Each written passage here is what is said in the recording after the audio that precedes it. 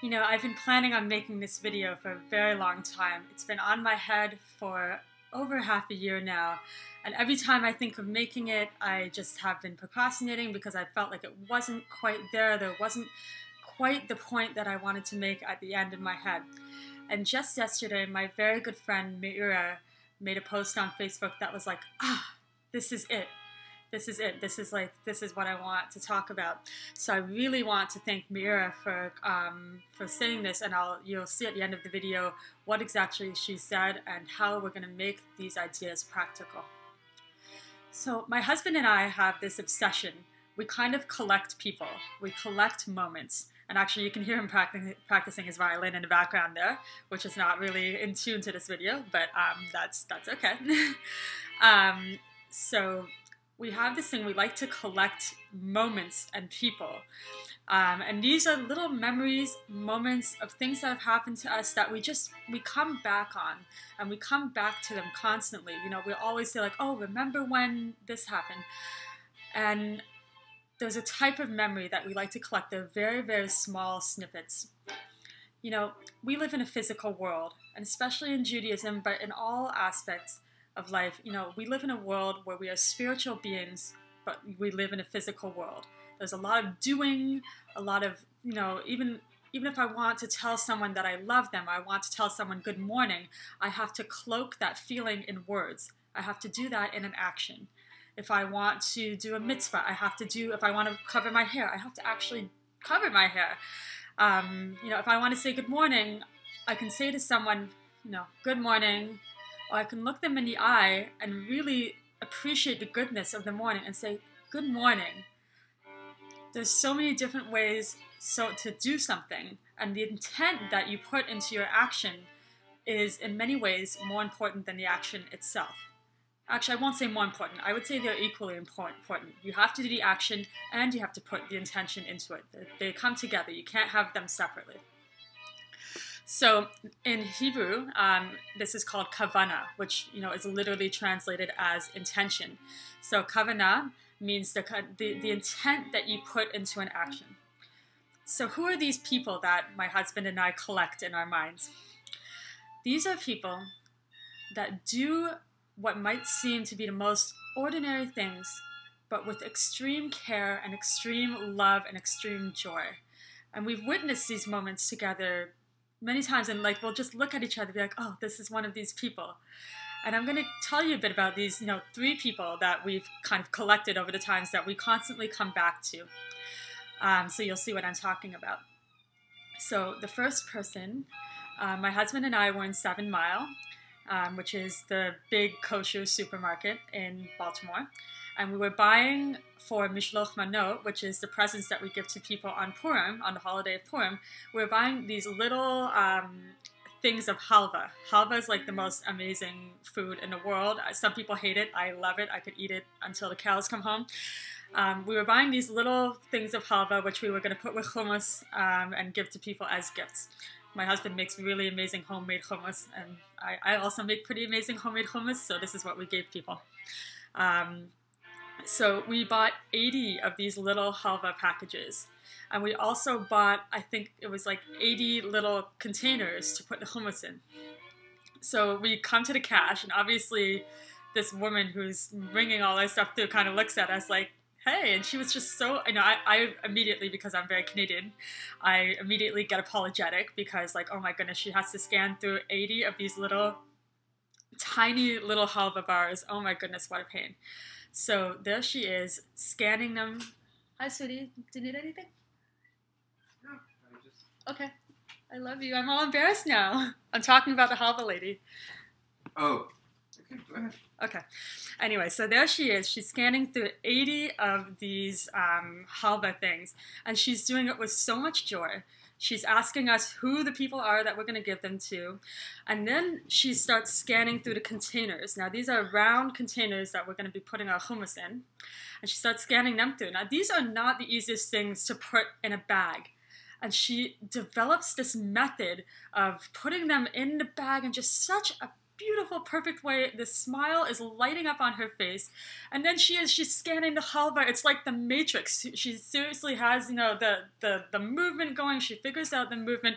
And she's just smiling and laughing through the whole thing. And I'm just like, wow, this woman is like, she's doing the biggest mitzvah in the world. She's bringing us so much joy. She loves what she's doing. And we're sitting there, you know, telling her a bit about who they're going for. Like, she must have this Kavannah with every single item that she scans in, that this is going towards a family, this is going towards someone, it's going to nourish them, it's going to do beautiful things. She was just so joyous. And, you know, we left 7 Mile, the grocery store, just so happy and so inspired by this seemingly meaningless action was just made into literally art. She made art out of scanning in these halva pieces and these containers. So that's the first person that we collect, and we talk about her. Whenever I'm feeling kind of like, oh, I don't want to do the dishes or I don't want to do laundry, I think about the halva woman, because I'm like, I can either do this with joy and beauty or I can do it not. And when given the choice between the two, what would you choose? So the second person that I've chosen is a person, oh my gosh, I'm running late. Yatin, do you want to go and I'll meet you there? You know how to get there? Just to text me. Okay. It's a really important video. Okay. So the second person I want to talk about is a man who works at our local Chinese restaurant. And again, he's a waiter. And the first time we sat down at his table, he put down every single plate and our glasses of water and everything with such love, such joy. And at first, I was like, is he serious? And he was. He really was, so seriously loving and he was, he just had in his mind, obviously, that he loved the food he was serving. He loved serving people. He loved people in general. He was just so happy and so proud. He wasn't the owner of the restaurant. I thought maybe he might be the owner. But he just loved feeding people, and he loved serving people. And, he would just put the napkins down so perfectly. And, when I asked for extra chopsticks, he just, with so much love and so much care, absolutely beautiful. It meant so much to us. And the third person I want to talk about is someone that I think my husband and I have brought him up since the incident at least maybe 10 to 20 times. And it's the man in Dunkin Donuts. And I think I actually wrote about this briefly on Facebook on my husband's profile, but not all of you would have seen it. So Jonathan and I were buying some donuts for the Promans, for Rivkavaca's kids. And we wanted to get them some donuts because I think they'd just gone, I don't actually remember, I think they'd just gone on a trip and they were coming back from a long drive. We wanted to surprise them with some donuts. So we went to Dunkin Donuts and wanted to buy them some donuts. And the man that works there, that's the main worker, he's, I would say I've made an effort often to talk to him and to smile at him and to engage with him. And it hasn't gone so well.